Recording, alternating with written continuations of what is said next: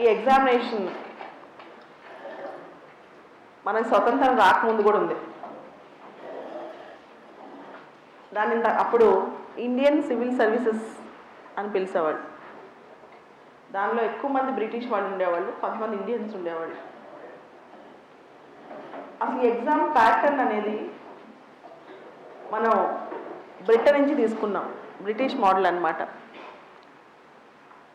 ఈ మోడల్ ఎలా ఉంటుందంటే మన యొక్క మెరిట్ ఎనాలిసిస్, నా దృష్టిలో అంతకంటే ఎక్కువ ఓపిక, పేషెన్స్ టెస్ట్ చేస్తుంది.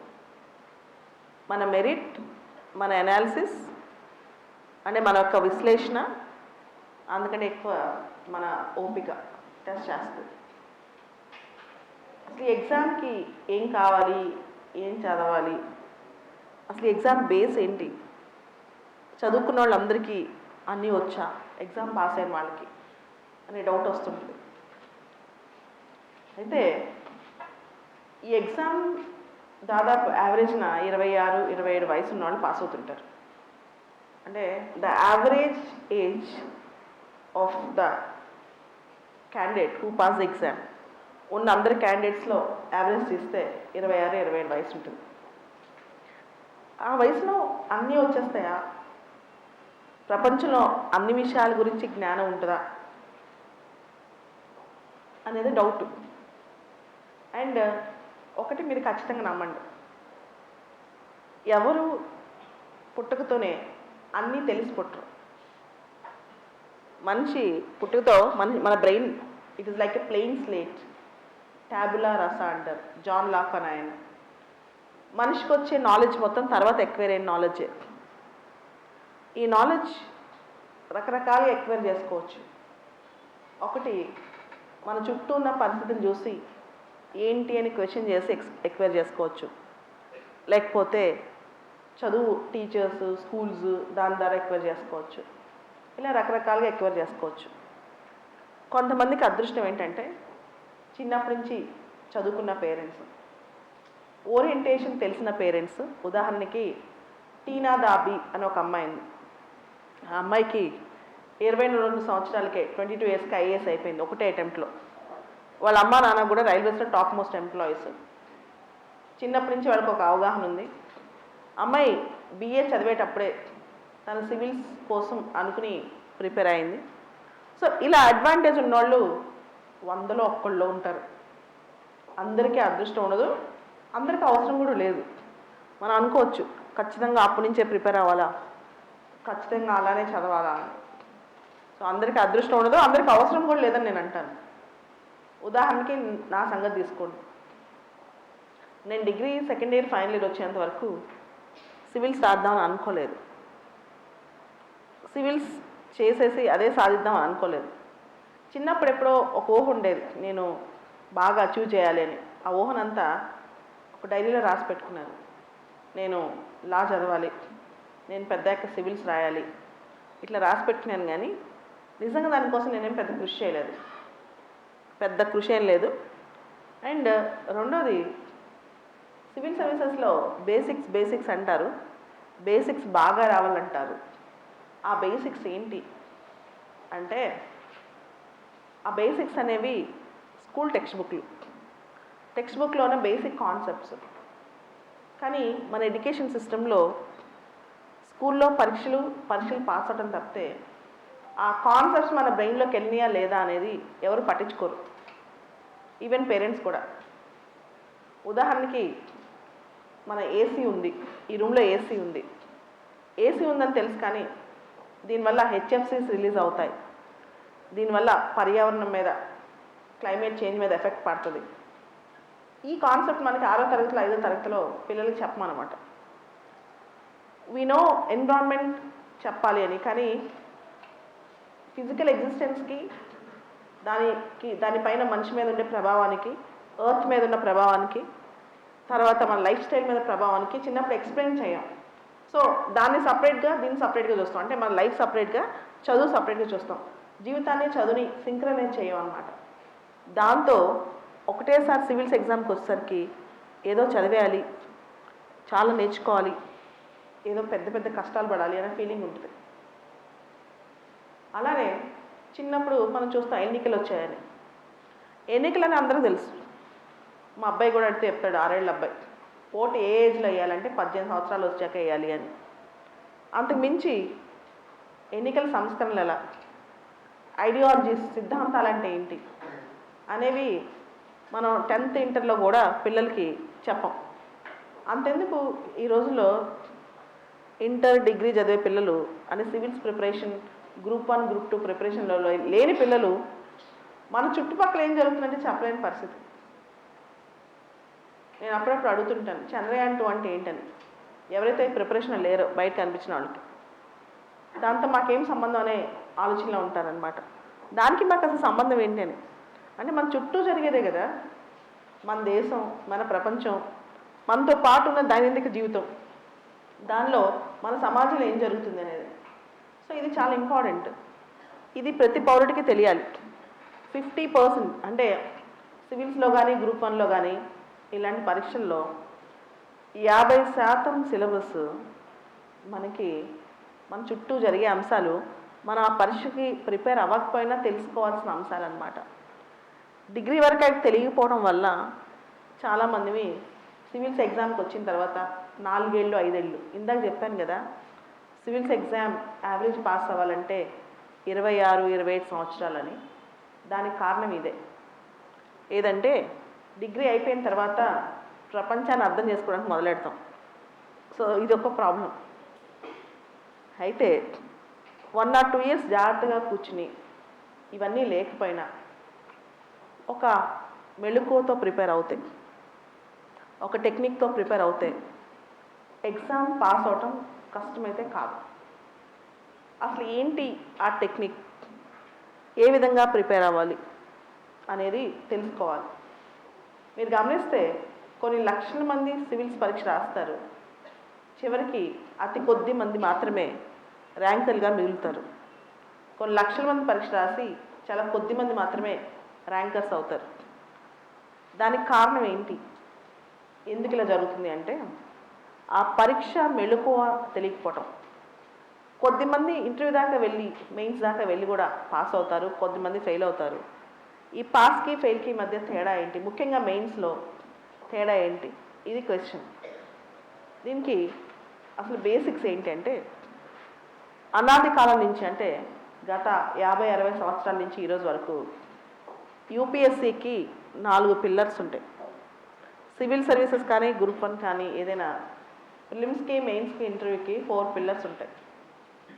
Polity, history, geography, economy. ఈ 4 ఒక బిల్డింగ్ కట్టడానికి వేసే పిల్లర్స్ లాంటివి అన్నమాట. Polity, history, geography, economy.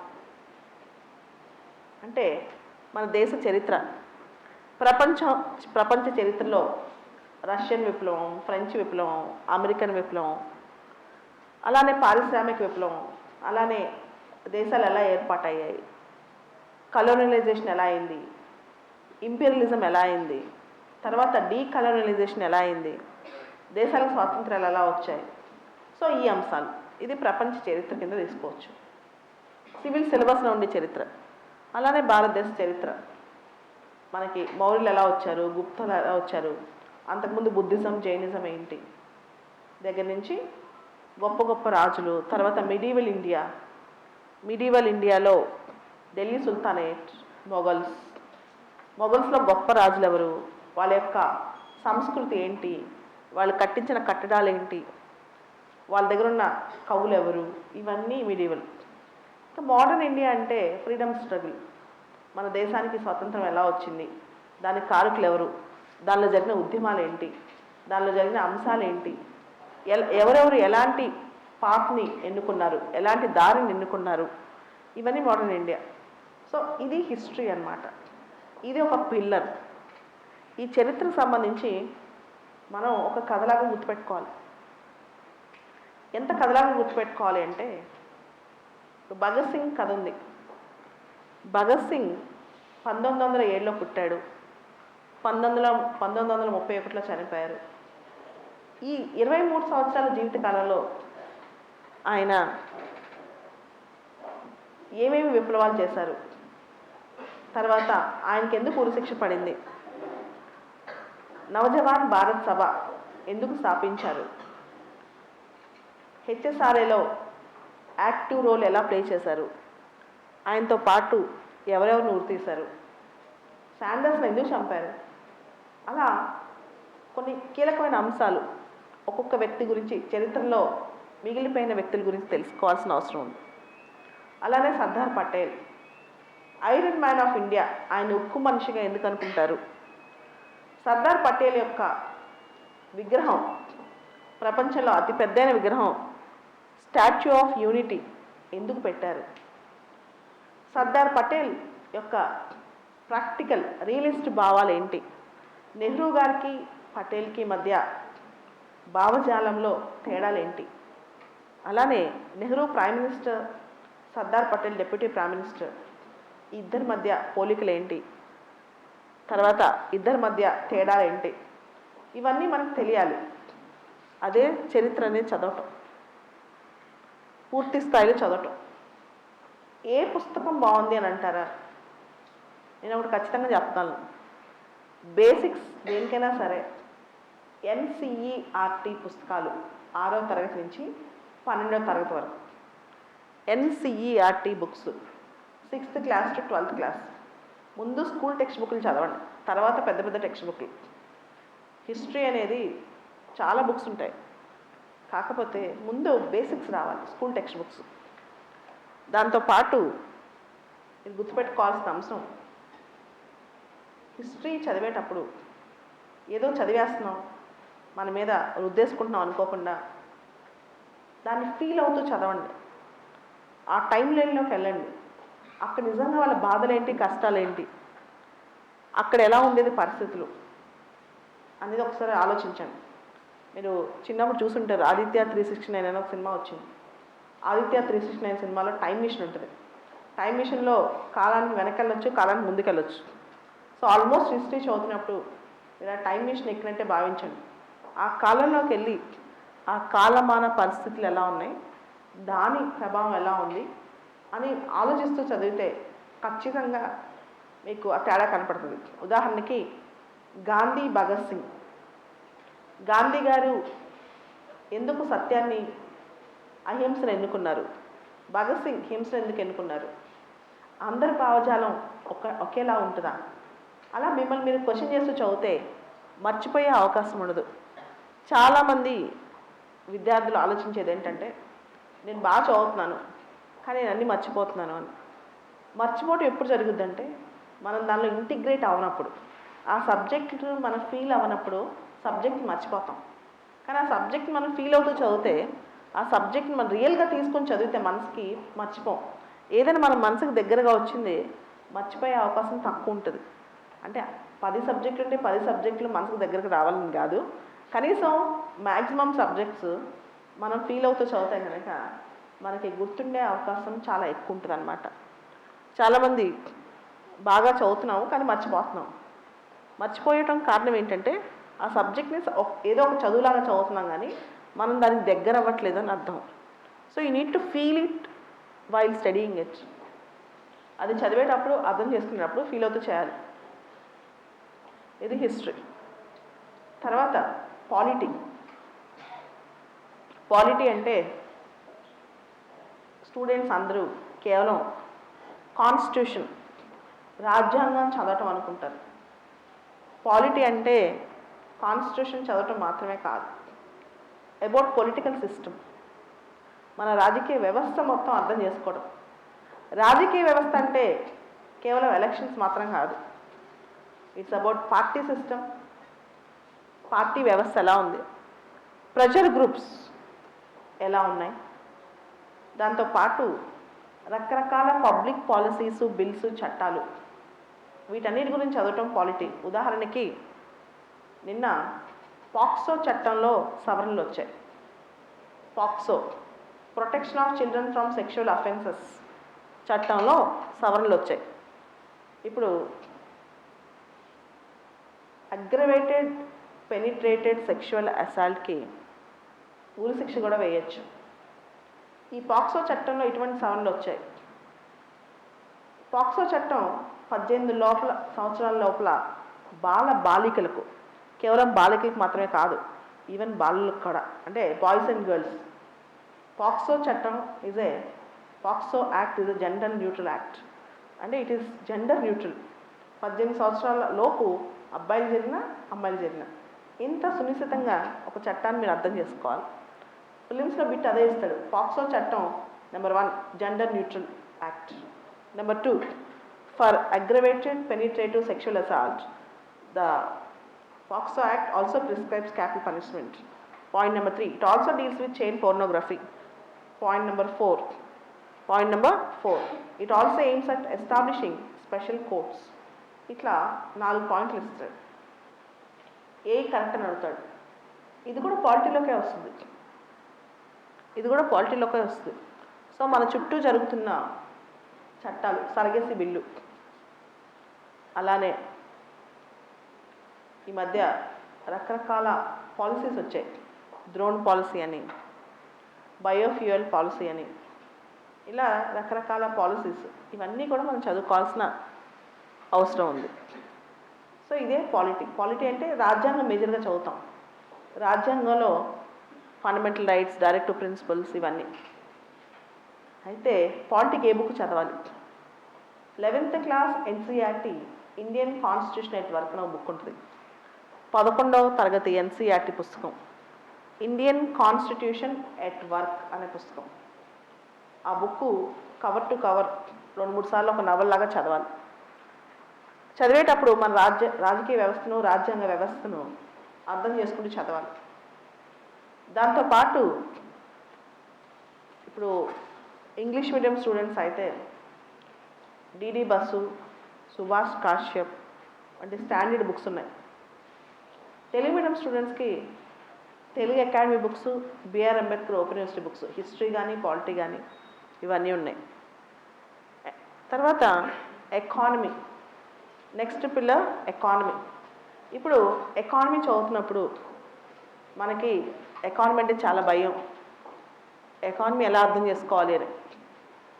మళ్ళీ ఒక ఎకానమిస్ట్ లాగా ఎకానమీ అడగరు, అప్లైడ్ ఎకానమీ ఎక్కువ వస్తుంది. We're not going to study economics, but it is economy. మనం ఎకనమిక్స్ చదవం, ఎకానమీ చదువుతాం. అంటే government economic policies, monetary policy by RBI ఇచ్చే మానిటరీ పాలసీ కానీ, సెంట్రల్ గవర్నమెంట్ డిసైడ్ చేసే ఫిజికల్ పాలసీ కానీ. ఒక ఉదాహరణ అన్నమాట, ఇన్ఫ్లేషన్, ఫిజికల్ డెఫిసిట్, ఇట్లాంటి చిన్న చిన్న అంశాలు రోజువారీ పేపర్లో రాగానే మనం ఆన్లైన్లో గూగుల్లో సెర్చ్ చేసుకుని, రకరకాల ఛానల్స్ ఉన్నాయి. ఫర్ ఎగ్జాంపుల్ ఇన్వెస్టోపీడియా సెర్చ్ చేసుకుని దానిలో ఉన్న తీసుకుని చదువుకోవడమే. సో ఇట్లా ఇప్పుడు ఎన్పిఏ ప్రాబ్లం ఉంది, నాన్ పర్ఫార్మింగ్ అసెట్స్, నిరర్ధక ఆస్తులు. అలానే బ్యాంక్స్ మెర్జర్, ఇండియాలో ఉన్న బ్యాంకులన్నీ విలీనం చేసేసి ఒక 5-6 బ్యాంకులుగా పెట్టాలని ఒక ఆలోచన కూడా ఉంది. అదేవిధంగా బ్యాంక్ జాతీకరణ 50 సంవత్సరాలు అయింది దీని మీద. సో ఎకానమీ అనేది రోజువారీ మనం చూసేదే ఎకానమీ. దాని గురించి ఏదో భయపడిపోయి ఎకానమీ పెద్ద గుద్దిబండ అనుకోవాల్సిన అవసరం లేదు.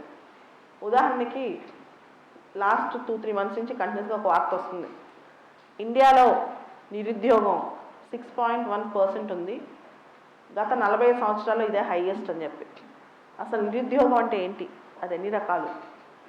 అలానే ఇండియాలో వ్యవసాయం సంక్షోభం, అంటే పంటలు బాగా పండుతున్నాయి కానీ రైతుకి లాభాలు రావట్లేదు, రైతుకి ఆ ఫ్రూట్స్ ఫలాలు అందట్లేదు. దీని సమస్య ఏంటి? ప్రధానమంత్రి పిఎం కిసాన్ అనే ఒక ప్రోగ్రామ్ స్టార్ట్ చేశారు. దానిలో ఫీచర్స్ ఏంటి? ఇవన్నీ ఎకానమీ కిందకే వస్తాయి. సో ప్రాక్టికల్గా చదివితే ఎకానమీ అనేది మీకు నీట్గా కవర్ అవుతుంది. మానిటరీ పాలసీ, ఫిజికల్ పాలసీ, దాంతోపాటు బ్యాంకింగ్ రంగం, సర్వీసెస్ సెక్టర్, ఇంటర్నేషనల్ ఎకానమీ, ఇవన్నీ. వీటికి ఏం చదవాలి? కరెక్ట్గా మీరు ప్రిపరేషన్ స్టార్ట్ చేసే ముందు నుంచి ఒక 1-1.5 ఇయర్ న్యూస్ పేపర్ తీసుకుని ప్రిపరేషన్ స్టార్ట్ చేసిన రోజు నుంచి రోజువారీ వచ్చే ఎకానమీ ఆర్టికల్స్ చదివి దానిలోంచి బ్యాక్ కూడా వెళ్ళి చదువుకోవచ్చు. సో ఇదొక పద్ధతి.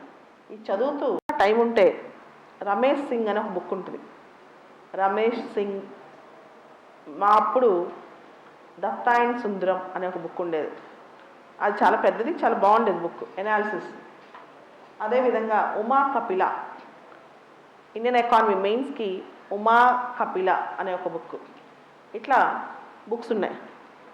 అలానే తెలుగు మీడియం వాళ్ళకి, చాలామంది తెలుగు మీడియం స్టూడెంట్స్కి వచ్చే డౌట్ ఏంటంటే, మాకు మెటీరియల్ సరిగ్గా లేదు, మాకు మెటీరియల్ అవైలబుల్లో లేదు, అందుకే సివిల్స్ పాస్ కాలేకపోతున్నాం అని. అది ఒట్టి ట్రాష్.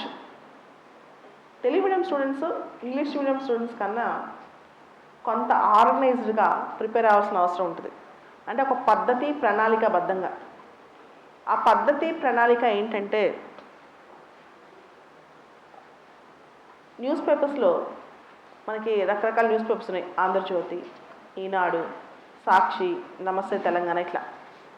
ఈ న్యూస్ పేపర్స్లో ఎడిటోరియల్స్, లీడ్ ఆర్టికల్స్, ఎస్సేస్ కరెక్ట్గా ప్రతిరోజు ఒక 2-3 న్యూస్ పేపర్స్ తెలుగులో చదివితే 50%, 50% తెలుగు మీడియం ప్రిపరేషన్ అయిపోద్ది. అవన్నీ కట్ చేసి పెట్టుకోకుండా ఎగ్జామ్ నెల ఉందనంగా వచ్చి ఎస్ఏకి ఏదైనా బుక్ అవైలబుల్గా ఉంటుందా, ఎకానమీకి ఏదైనా బుక్ అవైలబుల్గా ఉంటుందా అని అడుగుతారు. అది తప్పు. అండ్ ఒకటే పుస్తకంలోంచి ప్రశ్నలు వస్తే ఒక్కొక్క సబ్జెక్ట్లో యూపీఎస్సీ అందరూ పాస్ అవుతారు. అలా ఉండదు. యూపీఎస్సీ అనేది, ఎగ్జామ్ అనేది ఒక విశ్లేషణ.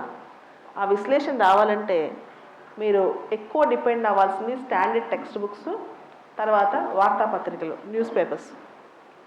ఈ రెండింటిని కనెక్ట్ చేసుకోగలిగితే కనుక పాస్ అవుతారు. ఈ రెండింటిని జాగ్రత్తగా కనెక్ట్ చేసుకోగలిగితే పాస్ అయ్యే అవకాశం ఉంటుంది. ఇవి ముందు నుంచే ప్లాన్ చేసుకోకుండా, కట్ చేసి పెట్టుకోకుండా, మీ నోట్స్ ప్రిపేర్ చేసుకోకుండా ఎగ్జామ్ 2 నెలలు ఉందనంగా ఏం చేయాలి అంటే అది కష్టం. ముఖ్యంగా తెలుగు మీడియం స్టూడెంట్స్. మార్కెట్లో మెటీరియల్ తక్కువ ఉంది. క్లౌడ్స్, మేఘాల గురించి చదువుతున్నారు. క్యూములస్, ఇలా రకరకాల క్లౌడ్స్ ఉంటాయి. వాటిని చూస్తూ చదివితే ఫొటోస్ కానీ యూట్యూబ్లో వీడియోస్ కానీ మీకు గుర్తుండిపోయే అవకాశం ఎక్కువ ఉంటుంది. అదేవిధంగా టోర్నమెంట్స్ గురించి చదువుతున్నారు. ఆ టోర్నమెంట్స్ అమెరికాలో వచ్చినప్పుడు ఇండియా మ్యాప్, వీలైతే ఏషియా మ్యాప్, మ్యాప్స్ అర్పించుకోండి. మీకు కోరుకుంటున్నప్పుడల్లా ఆ మ్యాప్ చూస్తూ ఉండండి. మీకు కోరుకుంటున్నప్పుడల్లా ఆ మ్యాప్స్ చూస్తూ ఉండండి. ఏదో కంట్రీ సరదాగా జస్ట్ అలా కలుగుతుండండి. ఆటోమేటిక్గా మీ మనసులోకి వెళ్ళిపోతుంది అన్నమాట. ఆటోమేటిక్గా మీ బ్రెయిన్లోకి అది వెళ్ళిపోతుంది. ఇది geography. So polity, history, geography, economy, 4 pillars of UPSC అంటాం. వీటితో పాటు ఒక ట్రెండ్ వచ్చింది యూపీఎస్సీలో. ఆ ట్రెండే కొత్త కొత్త సబ్జెక్ట్స్లో ఎక్కువ క్వశ్చన్లు వస్తున్నాయి. ఒక కొత్త సబ్జెక్ట్ ఇప్పుడు బాగా ఎక్కువ క్వశ్చన్స్ వచ్చే సబ్జెక్ట్ ఎన్విరాన్మెంట్, ఎకాలజీ, బయోడైవర్సిటీ, పర్యావరణ శాస్త్రం. ఎన్విరాన్మెంట్, ఎకాలజీ, బయోడైవర్సిటీ అంటే పర్యావరణ శాస్త్రం. ఈ పర్యావరణ శాస్త్రం ఎలా చదవాలి? ఇంగ్లీష్ మీడియం వాళ్ళు అయితే 9th, 10th, 11th, 12th ICSC text books. 9th, 10th, 11th, 12th ICSC text బుక్లు. నా సలహా తెలుగు మీడియం వాళ్ళు కూడా బేసిక్ స్కూల్ టెక్స్ట్ బుక్లు ఇంగ్లీష్లో చదివితే మంచిది. ఎందుకంటే యూపీఎస్సీ క్వశ్చన్ పేపర్స్ ఇంగ్లీష్లో ఉంటాయి, హిందీలో ఉంటాయి, తెలుగులో ఉండవు. ప్రశ్న అర్థం చేసుకునేంత ఇంగ్లీష్ అయితే రావాలి. కనీసం స్కూల్ టెక్స్ట్ బుక్లు ఇంగ్లీష్లో చదవకుండా, ఆ మాత్రం ఇంగ్లీష్ నేర్చుకోకుండా నేను తెలుగు మీడియం పూర్తిగా అర్థం చేసుకుంటానంటే అంత ఈజీ పని కాదు అది. సో కనీసం ప్రశ్న అర్థం చేసుకునేంత ఇంగ్లీష్ అయితే తెలుగు మీడియం వాళ్ళకి రావాలి. So ICSC 9th, 10th, 11th, 12th ఇది చదివిన తర్వాత ఎన్విరాన్మెంట్లో ఒక చిన్న విషయం ఉంది. ఏదైతే లాస్ట్ 1 or 2 years నుంచి న్యూస్లో ఉన్నాయో అవి ఎక్కువ వస్తాయి. ఉదాహరణకి లాస్ట్ వీక్ అస్సాంలో ఫ్లడ్స్ వచ్చాయి, అస్సాంలో వరదలు వచ్చాయి. 1 horn రైనోసరస్, ఒంటి కొమ్ము ఉంటాయి వాటికి, 1 horn రైనోస్. అవి అస్సాంలో కజరంగా నేషనల్ పార్క్ నుంచి బయటకు వెళ్ళిపోయాయి వరదలు తట్టుకోలేక కొన్ని. దీని మీద చాలా న్యూస్ వచ్చింది. మీకు 1 horn రైనోస్ అంటే ఏంటి, దాని యొక్క ఫీచర్స్ ఏంటి, ఇలా క్వశ్చన్స్ రావచ్చు. అదేవిధంగా air pollution, water pollution, plastic pollution, దాంతోపాటు IUCN అనే ఒక ఆర్గనైజేషన్ ఉంటుంది, international union for conservation of nature and natural resources. IUCN అంటే international union for conservation of nature and natural resources. IUCN రెగ్యులర్గా రెడ్ లిస్ట్ అనే ఒకటి ప్రకటిస్తూ ఉంటుంది అనమాట. రెడ్ లిస్ట్, దానిలో ఉన్న వాటికి ఎక్కువ క్వశ్చన్స్ వచ్చే అవకాశం ఉంది. ఉదాహరణకి ఏషియాటిక్ లైన్, ఉదాహరణకి ఆలివ్ రిడ్లే టర్టిల్స్, తాబేళ్ళు, ఆలివ్ రిడ్లే తాబేళ్ళు, వీటి మీద క్వశ్చన్స్ వస్తాయి రెగ్యులర్గా. దాంతోపాటు పర్యావరణాన్ని కాపాడే అంతర్జాతీయ NGOs, వీటి మీద కూడా క్వశ్చన్స్ వస్తాయి. పర్యావరణాన్ని కాపాడే అంతర్జాతీయ NGOs. సో ఎన్విరాన్మెంట్ అనేది సడన్గా ఈరోజు కాకుండా ఒక ఫ్లోలో చదువుకుంటూ వెళ్ళాలి. దానికి స్కూల్ టెక్స్ట్ బుక్లు, ఇంటర్నెట్, దాంతోపాటు మార్కెట్లో ఎన్విరాన్మెంట్ సంబంధించి 2-3 బుక్స్ ఉంటాయి. ఒకటి శంకర్ IAS అకాడమీ, ఒక సంవత్సరంలో ఎక్కువ క్వశ్చన్స్ వచ్చాయి. ఈ మధ్య శంకర్ IAS అకాడమీ బుక్ నుంచి ఎక్కువ క్వశ్చన్స్ రావట్లేదు. రవి అగ్రహారి అని చెప్పి ఒక బుక్, ఎన్విరాన్మెంట్. ఇట్లా రకరకాల బుక్స్ మార్కెట్లో ఉన్నాయి. ఒక బుక్ తీసుకోండి, బుక్ మీద ఆధారపడద్దు. కేవలం ఒక టెక్స్ట్ బుక్ మీద ఆధారపడి దానిలోంచి ప్రశ్నలు వస్తాయని అనుకోవద్దు. మీరు వైడ్ రేంజ్లో కవర్ చేయాలి. దాంతోపాటు UPSC పాస్ అవ్వాలంటే ప్రధానమైన టెక్నిక్, చాలామంది ఇగ్నోర్ చేసే టెక్నిక్, మీ దగ్గర సిలబస్ బుక్ ఉంది కదా, ఎప్పుడు ఆ సిలబస్ బుక్ మీతోనే ఉండాలి. సిలబస్ టైం అంతసేపు చదువుతూ ఉండాలి. సిలబస్ చదివితే మీ ప్రిపరేషను ఒక పావు వంతు అయిపోయినట్టే. సిలబస్ పూర్తిగా మీ చేతిలో ఉండాలి. సిలబస్తో పాటు లాస్ట్ 20-25 ఇయర్స్, 20-25 సంవత్సరాల UPSC ఇచ్చిన ఓల్డ్ క్వశ్చన్ పేపర్స్ కలెక్ట్ చేసి పెట్టుకోవాలి. ప్రశ్నలు ఎలా వస్తున్నాయి చూసుకోవాలి. అదే మెయిన్ టెక్నిక్ అనమాట. ఈ ఎక్కువ ఓల్డ్ క్వశ్చన్ పేపర్స్ ఎక్కువ చూస్తూ రిఫర్ చేస్తూ కనెక్ట్ చేస్తే మీకు క్వశ్చన్స్ ఎలా వస్తాయి, ట్రెండ్ ఏంటని అర్థమవుతూ ఉంటుంది. ఇది కూడా గుర్తుపెట్టుకోండి. క్వశ్చన్స్ ఎలా వస్తాయి, ట్రెండ్ ఏంటని ఒక కనెక్ట్ అవుతుంటుంది అనమాట మీకు. సో ఎన్విరాన్మెంట్ కూడా మీరు చూస్తే మీకు ఒక సింక్ చెప్తాను. ఎన్విరాన్మెంట్ అనే కాదు, కొన్ని అంశాలు ఎలా రిపీట్ అవుతాయని సూచీల మీద లాస్ట్ 6 సంవత్సరాల్లో 4 సార్లు క్వశ్చన్ వచ్చింది. అలానే క్లాసికల్ లాంగ్వేజ్ స్టేటస్ మీద 3-4 టైమ్స్ క్వశ్చన్ వచ్చింది. అలానే కోల్డ్ బెడ్ మీథేన్ మీద 3-4 టైమ్స్ క్వశ్చన్ వచ్చింది. అదేవిధంగా ఇండెక్సెస్, ఏ ఇండెక్స్ ఎవరు ఇస్తారు, ఉదాహరణకి is of doing business index, ఇలా ఇండెక్స్ ఉంటాయి. గ్లోబల్ ఇన్నోవేషన్ ఇండెక్స్, ఓకే, ఇట్లా హ్యూమన్ డెవలప్మెంట్ ఇండెక్స్, ఇట్లా ఒక 60-70 ఇండెక్స్ ఉంటాయి, సూచికలు ఉంటాయి. వీటి మీద రెగ్యులర్ క్వశ్చన్స్. మీరు ఓల్డ్ క్వశ్చన్ పేపర్స్ రెగ్యులర్గా చూస్తుంటే క్వశ్చన్స్ ప్యాటర్న్ అర్థంతో వస్తుంది. దాన్ని బట్టి కూడా మీరు క్వశ్చన్స్ ప్రిడిక్ట్ చేయొచ్చు. అంటే ఇది ఏరియా ఇంపార్టెంట్, అంటే అందులో క్వశ్చన్ వస్తాను కాదు, ఆ ఏరియా బాగా దృష్టి పెట్టి చదవాలి అని మీకు అర్థమవుతుంది. అదే టెక్నిక్ ఆఫ్ ఎగ్జామ్. చాలా మంది ఓల్డ్ క్వశ్చన్ పేపర్స్ అసలు ప్రాక్టీస్ చేయకుండా ఎగ్జామ్ ముందు మాక్ టెస్ట్ క్లాసెస్ వెళ్ళిపోతారు, ప్రీవియస్ ఫెయిల్ అవుతారు. అలా కాకుండా సంవత్సరం ముద్రించి మీరు UPSC ఏ రోజైతే డిసైడ్ అవుతారో, UPSC కానీ APPSC కానీ ఆ TSPSC కానీ, ఆ రోజు నుంచే ఓల్డ్ క్వశ్చన్ పేపర్స్ కలెక్ట్ చేసుకుని ఆ ట్రెండ్ చూస్తే ఈజీగా ఎక్కువ మార్క్స్ వచ్చే అవకాశం ఉంది, ఎగ్జామ్ పాస్ అయ్యే అవకాశం ఉంటుంది. సో మీరు ఏం చేయాలి, ఓల్డ్ క్వశ్చన్ పేపర్స్ ట్రెండ్ చూడండి.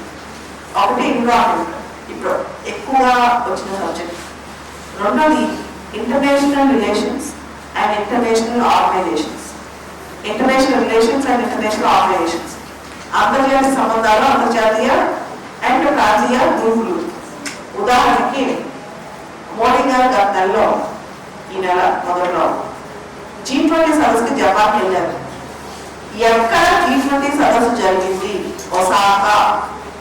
G20లో ఏ దేశాలు సభ్య దేశాలు, ఏ దేశాలు సభ్య దేశాలు కాదు, ఏ దేశాలు సభ్య దేశాలు, ఈ క్వశ్చన్ వస్తుంది. అదేవిధంగా బ్రిక్స్ సమిట్ ఎక్కడ జరగబోతోంది, అదేవిధంగా SCO సమిట్ ఇక్కడ జరిగింది. ఎస్సీలో సభ్యులు ఎవరు, ఆ యొక్క గ్రూప్ యొక్క ఉద్దేశం ఏంటి, what is racks regional anti terrorism structure అంటే ఏంటి.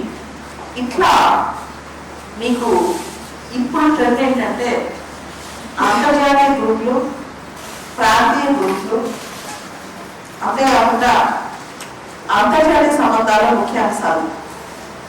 ఉదాహరణకి అమెరికాకి చైనాకి మధ్య, అమెరికాకి ఇండియాకి మధ్య వాణిజ్య యుద్ధం మొదలయ్యాయి. అమెరికా జిఎస్పి విత్డ్రా చేసింది, జనరలైజ్ సిస్టమ్ ఆఫ్ రిఫరెన్సెస్ అంటే ఏంటి. సో ఇవన్నీ ఇప్పుడు కొత్తగా వస్తుంది ఫ్రెండ్స్ అన్నమాట. సో కొత్త సబ్జెక్ట్స్ ఒకటి ఐఆర్ అండ్ ఐఓ, మూడు సైన్స్ అండ్ టెక్నాలజీ. ఎక్కువగా బాగా యూపీఎస్సీ దృష్టి పెట్టిన ఏరియా సైన్స్ అండ్ టెక్నాలజీ. కొత్త ఈ సైన్స్ అండ్ టెక్నాలజీ ఏం చదవాలి, ఇంతకుముందు ఐఓ ఐఆర్ ఏం చదవాలంటే ప్రపంచంలో విచిత్రమైన ప్రశ్న లేదు. ప్రతిరోజు న్యూస్ పేపర్లో వచ్చేదే ఐఆర్. మీరు హిందూగా ప్రయోగం చేస్తే కనీసం ఒక రెండు ఆర్టికల్స్ యావరేజ్ వారంలో 5 రోజులు వస్తాయి. దానంతా ఉండేసి ఏ బుక్ చదివితే ఐఆర్ బేసిక్స్ వస్తాయంటారు. మినిస్ట్రీ ఆఫ్ ఎక్స్టర్నల్ అఫైర్స్ వాళ్ళ వెబ్సైట్ ఉంటుంది, ఇండియా వాళ్ళ MEA website, ministry of external affairs website, విదేశీ వ్యవహారాల మంత్రిత్వ శాఖ యొక్క వెబ్సైట్ చూస్తే ప్రతి దేశ సంబంధాలు దొరుకుతాయి. అది అథెంటిక్ న్యూస్ అంటే గవర్నమెంట్ తార్గేకరించే న్యూస్ అన్నమాట. దాన్ని ఫాలో అవ్వాలి. రాజ్యసభ టీవీలో ఇండియాస్ వరల్డ్ అనే డిస్కషన్స్ వస్తాయి, ఇన్డెప్త్ అనే డిస్కషన్స్ వస్తాయి. సో టీవీ ఛానల్స్ లో ముఖ్యంగా రాజ్యసభ టీవీ లాంటి గవర్నమెంట్ టీవీ ఛానల్స్ లో వచ్చే డిస్కషన్స్, ఎంఈఏ వాళ్ళ వెబ్సైట్, దాంతో పాటు రోజు న్యూస్ పేపర్లో వచ్చే ఆర్టికల్స్, ఇవి జాగ్రత్తగా ఫాలో అవుతే మీకు ఐఆర్ అనేది అయిపోతుంది. నెక్స్ట్ ఈ సైన్స్ అండ్ టెక్నాలజీ. ఇప్పుడు సైన్స్ అండ్ టెక్నాలజీ ఏం చదవాలి అంటాం. NASA, ISRO, JAXA, USA, America వాళ్ళ నాసా, భారతదేశం వాళ్ళ ఇస్రో, జపాన్ వాళ్ళ జాక్సా, యూరోప్ వాళ్ళ యుఎస్ఏ, వీళ్ళందరూ ఏం చేసినా యూపీఎస్సీ ఫేవరెట్. ముఖ్యంగా ఇస్రో అచీవ్మెంట్స్ చూస్తే మీరు స్పేస్ టెక్నాలజీలో మార్స్ ఆర్బిటర్ మిషన్ కానీ, చంద్రయాన్ 2 కానీ, క్రయోజెనిక్స్ కానీ, ఇవన్నీ కూడా దేనిలో క్వశ్చన్ రావచ్చు. కానీ క్వశ్చన్ అర్థం అవుతుంది, ఆన్సర్ చేయడం చాలా కష్టం, ఇన్ డీటెయిల్గా చదవాలి. అలాగే నాసా వాళ్ళు, ఫర్ ఎగ్జాంపుల్ నాసా వాళ్ళు వాళ్ళ యొక్క టెలిస్కోప్, హబుల్ టెలిస్కోప్ అవుట్డేట్ అయిపోతుందని జేమ్స్ వెబ్ అని కొత్త టెలిస్కోప్ చేస్తున్నారు, దాని మీద క్వశ్చన్ రావచ్చు. Even private space agencies like Elon Musk, space X, so దీనికి సంబంధించి కూడా క్వశ్చన్స్ రావచ్చు. సో ఇట్లా కొంచెం డీటెయిల్గా చదువుకోవాలి. సైన్స్ అండ్ టెక్నాలజీతో పాటు జీనెటిక్ టెక్నాలజీ అని, nano technology, artificial intelligence, biotechnology, industrial revolution 4.0, internet of things, biometrics, 3D printing technology, block chain technology, ఇట్లా చాలా కొత్త సమకాలీన అంశాలు వస్తాయి. వీటిని కొంచెం దృష్టిలో పెట్టుకుని స్పెసిఫిక్గా చదువుకోవాల్సిన అవసరం. సో సైన్స్ అండ్ టెక్నాలజీ ఇది ఒక సబ్జెక్ట్. దీనికి ఏ బుక్ చదవాలి అంటే, ఒకటి ఇంటర్నెట్, రెండవ న్యూస్ పేపర్, మూడు నాసా, ఇస్రో వాళ్ళ వెబ్సైట్. ఎప్పుడైనా సరే ఏ సబ్జెక్ట్ అయినా first authentic source government website. ఉదాహరణ మీరు ఎన్ఐఏ గురించి చదువుతారు, national investigation agency, open NIA website. ఆ నాట్ గ్రిడ్ గురించి చదువుతారు, ఓపెన్ నాట్ గ్రిడ్ వెబ్సైట్. ఎప్పుడైనా సరే ఏ సంస్థ గురించి చదువుతున్నారో ఆ సంస్థ యొక్క వెబ్సైట్ డైరెక్ట్గా వెళ్ళి చూడండి. దానివల్ల మీకు direct food safety and standards authority of India గురించి చదువుతారు. వాట్సాప్ వెబ్సైట్ బాగా పెట్టుకోండి, ఆ వెబ్సైట్ డైరెక్ట్గా వెళ్ళి. అండ్ నేను సివిల్స్ ప్రిపేర్ అయినప్పుడు మా నాన్నగారు చేసిన సాయం అదేంటంటే, ఆ రోజుల్లో మీకు ప్రతి మినిస్ట్రీ వాళ్ళ యాన్యువల్ రిపోర్ట్స్ హార్డ్ కాపీస్ వచ్చాయి. ఇప్పుడు మినిస్ట్రీ ఆఫ్ రూరల్ డెవలప్మెంట్ ఉంది, ministry of women child development ఉంది, ministry of social justice empowerment ఉంది. ఇట్లా మినిస్ట్రీస్ వాళ్ళు మీకు యాన్యువల్ రిపోర్ట్స్ అని బుక్స్ పబ్లిష్ చేసేవాళ్ళు. ఆ ఇండియా బుక్ ఎలా వస్తుందో, ఎకనామిక్ సర్వే ఎలా వస్తుందో అనే బుక్స్ వస్తాయి అన్నమాట. మా నాన్న నాకు హార్డ్ కాపీస్ తెచ్చిచ్చేవాడు. దానిలో ఆ మినిస్ట్రీ చేసిన అవసరం పనులు, వాళ్ళ స్కీమ్స్, ప్రోగ్రామ్స్ మొత్తం బుక్ లో ఉంటాయి. ఇప్పుడు ఆ బుక్స్ వాళ్ళు పబ్లిష్ చేయకుండా ఏదో కొన్ని కాపీస్ వాళ్ళు చేసుకుంటారు, బుక్స్ పబ్లిష్ చేయకుండా ఆన్లైన్ లో పెట్టేస్తున్నారు వాళ్ళ మినిస్ట్రీలో. యాన్యువల్ రిపోర్ట్స్ అని చెప్పి వాళ్ళ మినిస్ట్రీస్ లో పెట్టేస్తున్నారు. మీరు యాన్యువల్ రిపోర్ట్స్ చేస్తే అసలు సిస్టమ్ ఎలా పనిచేస్తుందని ఒక అవగాహన వచ్చేస్తుంది. For example, ministry of environment and Ganga water environment మినిస్ట్రీకి వెళ్ళిపోయి, ఫారెస్ట్ ఎన్విరాన్మెంట్ మినిస్ట్రీకి వెళ్ళిపోయి మీరు దాన్ని యాన్యువల్ రిపోర్ట్ చూడండి. మీకు ఒక 30-40% అసలు ఐడియా వచ్చేస్తుంది. యాన్యువల్ రిపోర్ట్స్ అవుతుంది. Ministry of water resources annual report చాలా యాన్యువల్ రిపోర్ట్స్ చాలా క్రూషియల్. ఫిలిమ్స్కి మెయిన్స్కి ఇంటర్వ్యూ అంటే మీరు బడ్జెట్ డాక్యుమెంట్ చదవాలి, ఎకనామిక్ సర్వే చదవాలి. దాంతో పాటు ఇయర్ నీతి ఆయోగ్ కూడా రిపోర్ట్ రిలీజ్ చేశారు. ఇండియా 75 అని నీతి ఆయోగ్ కూడా రిపోర్ట్ రిలీజ్ చేశారు. అది చదివి మీరు యాన్యువల్ రిపోర్ట్స్ కొంచెం ఒక రైట్ ప్రిపరేషన్ అయిపోయినట్టు. రిపిటేషన్స్ కూడా ఉంటాయి, కానీ మీకు ఒక ఐడియా వస్తుంది ఓవరాల్ గా సిస్టమ్ ఎలా ఫంక్షన్ చేస్తుంది. అలాగే సైన్స్ అండ్ టెక్నాలజీ ప్రతి మినిస్ట్రీకి ఉంటుంది అన్నమాట. దాంతో పాటు ఇప్పుడు science and technology, environment, IR, ఇవి కాకుండా art and culture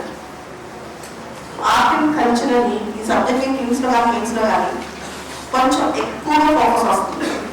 tribal culture ఏంటి, ట్రైబల్ డాన్సెస్ ఏంటి, అలా ఇండియాలో క్లాసికల్ డాన్సెస్ ఏంటి, ఫుడ్ ఏంటి, ఆర్కిటెక్చర్ ఏంటి. దాంతో పాటు మీకు ఇంటాంజిబుల్ హెరిటేజ్, యునెస్కో వాళ్ళు intangible heritage and UNESCO's heritage sites, UNESCO's map programme, map and biosphere programme ఇండియాలో ఉన్నాయండి. ఇవన్నీ అడుగుతున్నారు. సో ఈ ఏరియా కొంచెం ఫోకస్ చేయాలి. Last but not least current affairs. చాలా మంది ఇయర్ స్టాక్ లో వచ్చి స్టాటిక్ క్వశ్చన్స్ వస్తాయి, కరెంట్ అఫైర్స్ నుంచి వస్తాయి అంటారు. ఏ క్వశ్చన్ సరే కరెంట్ అఫైర్స్ లింక్ చేసుకుంటే బ్యాక్. ఉదాహరణకి కర్ణాటకలో ఎపిసోడ్ జరుగుతుంది, కర్ణాటకలో డిఫెక్షన్స్ అవుతున్నాయి. సో కర్ణాటక ఇష్యూ చూసి యాంటీ డిఫెక్షన్ అనేది క్వశ్చన్ అడగవచ్చు. అలానే స్పీకర్ పార్లమెంట్ జరుగుతుంది, పార్లమెంట్స్ లో ఉంది, దీన్ని బేస్ చేసుకుని స్పీకర్ మీద క్వశ్చన్ అడగవచ్చు. అలానే మనీ బిల్ మీద డిస్కషన్స్ వస్తాయి, దీన్ని బేస్ చేసుకుని ఆర్టికల్ 109 మీద క్వశ్చన్ అడగవచ్చు. అదేవిధంగా నాన్ పర్ఫార్మింగ్ కేసెస్ మీద ఇష్యూ వస్తుంది, బ్యాంకింగ్ వ్యవస్థ, దాన్ని బేస్ చేసుకుని ఇన్సాల్వెన్సీ బ్యాంక్రప్సీ కోడ్ లేదా సర్ఫేసీ యాక్ట్ దీని మీద క్వశ్చన్ అడగవచ్చు.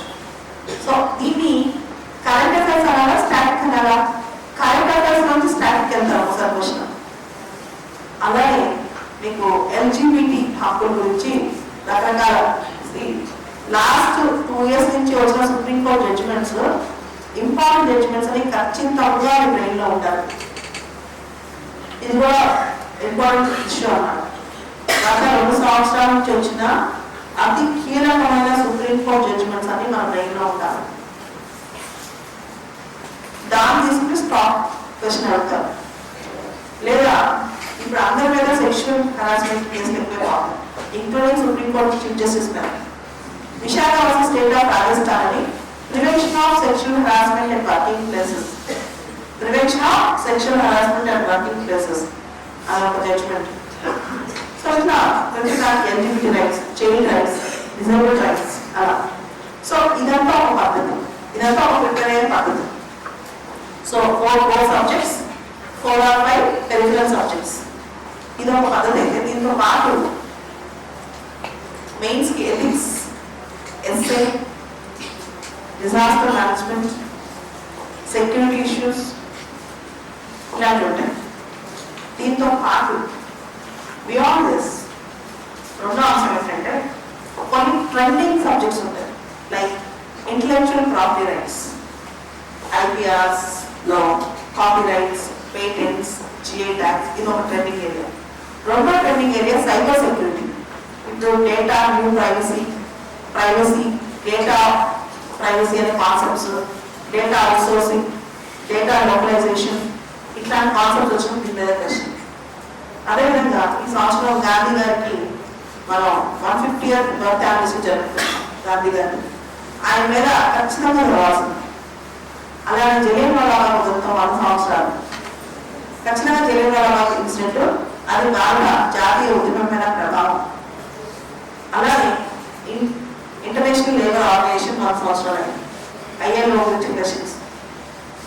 దాంతో పాటు ఈ మధ్య కాంపన్సేటరీ అఫారెస్టేషన్ బిల్ చట్టం, దానికి సంబంధించి ఫారెస్ట్ రైట్స్, చాలా మంది అడవుల్లో ఉండే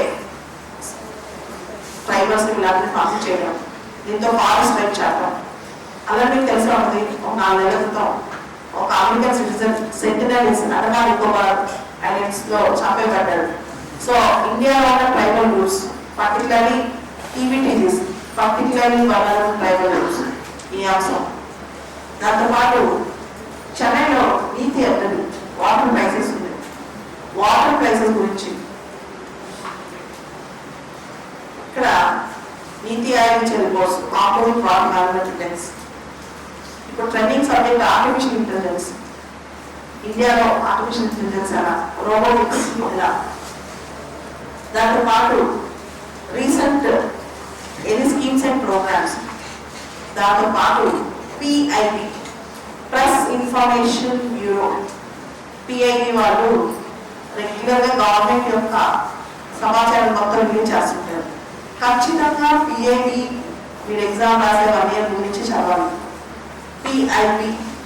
పిఐబిలో ఏదైనా విషయం వచ్చిందంటే అది ఇంపార్టెంట్ అన్నమాట. దాంతోపాటు కొత్త బిల్లులు చట్టాలు, ఇది PRS.org, PRS అనే వెబ్సైట్లో దొరికింది. అన్ని కొత్త బిల్స్ చట్టాలు దీనికి సంబంధించి. దాంతో పాటు ఈ లాస్ట్ 1 year నుంచి ఉన్న న్యూస్, ఉదాహరణకి మీరు ఎలక్షన్స్ లో చాలా నోటీస్ ఉంటారు. VVPAT, voter verifiable paper auditor, 7 సెకండ్ల పాటు మీరు ఎవరు ఓటేసారో మీకు కనపడదు. అలా ఎన్నికల సంస్కరణలు, అలాగే రిప్రజెంటేషన్ ఆఫ్ పీపుల్స్ యాక్ట్, ప్రజా ప్రతినిధుల చట్టంలో కావాల్సిన మార్పులు, రకరకాల కొత్త చట్టాలు, గవర్నమెంట్ స్కీమ్స్. ఉదాహరణకి తెలంగాణ రైతు బంధు పథకం చాలా ఇంపార్టెంట్. అలాగే ఆయుష్మాన్ భారత్, ఇట్లా గవర్నమెంట్ లాంచ్ చేసే స్కీమ్స్. అదేవిధంగా కొత్తది వ్యవసాయ సంక్షోభంలో ఎక్కువ మంది మహిళలు వ్యవసాయంలో ఉండిపోతున్నారు, ఫెమినైజేషన్ ఆఫ్ అగ్రికల్చర్. అలాగే ఇప్పుడు trend MSME sector, micro small medium sector, దాని మీద. అలాగే ఎంప్లాయ్మెంట్ జనరేషన్ మీద, స్కిల్ డెవలప్మెంట్ మీద. ఇప్పుడు కొత్తగా ఇంకోటి పాపులేషన్ ఎక్స్ప్లోజన్. 2027కి ప్రపంచంలో అతి ఎక్కువ జనాభా దేశంగా భారతదేశం వెళ్ళిపోతాం. దీనికి సంబంధించి కమింగ్ 1-2 years లో చాలా ఇంపార్టెంట్ క్వశ్చన్స్ కాంపిటేటివ్ ఎగ్జామ్స్ వచ్చే అవకాశం ఉంటుంది. ఇట్లా ట్రెండ్ చూసుకుంటూ మనం చదవాలి. Bharatmala project, Sagarmala project, green highways, India and it's promises in Paris deal, climate change, వాతావరణ మార్పుల అంశాలపై భారతదేశం ఏ విధంగా రక్షణ తీసుకొస్తుంది, రెన్యూవబుల్ ఎనర్జీ రిసోర్సెస్ అంటే పునరుత్పాదక ఇంధన వనరులు, ఇవన్నీ. సో ఇవన్నీ ట్రెండింగ్ ఏరియాస్, ఇవన్నీ మనం చదవాలి. సో ఇంత చదవాలంటే దీనికి ఒక ప్లాన్, ప్రిపరేషన్, ఒక 1.5 year ముందు నుంచి ప్లాన్ చేసుకొని చదవాలి. అండ్ విద్యార్థికి ఎక్కువ వచ్చిన డౌట్ ఏంటంటే 10 రోజులు బాగా చదువుతాను, తర్వాత నాకు మోటివేషన్ తగ్గిపోతుంది, నేను దానిలో ఎక్కువ కాలం చదవలేకపోతున్నాను, రోజు మోటివేషన్ తగ్గిపోతున్నాను. చదవాలని కసి పట్టుదల మనసులో ఉన్నప్పుడు, అది తప్ప నాకు జీవితం లేదు అని ఫీల్ అయినప్పుడు, నేను అది సాధించే ప్రపంచాన్ని చూపించాలి, నా విజయం కనుక నా విజయం కోసం ప్రపంచం ఎదురు చూస్తుందని ఫీల్ అయినప్పుడు ఖచ్చితంగా నిరాశ, మోటివేషన్ తగ్గడం, నిరుత్సాహం రాదు. కానీ చాలా మంది విద్యార్థుల్లో ఏదో చదివేశాను, ప్రపంచానికి ఏదో చిన్న చూపించాలని వచ్చేసి ఎవరేం చెప్పినా చుట్టుపక్కల వినేసి మైండ్ డైవర్ట్ చేసుకుని ఇంట్లో జరిగే చిన్న చిన్న అంశాలకో మన లైఫ్లో జరిగే సంఘటనలకో కుంగిపోయి చదువు తగ్గించేస్తారు. అందుకే చాలామంది విఫలమవుతుంటారు.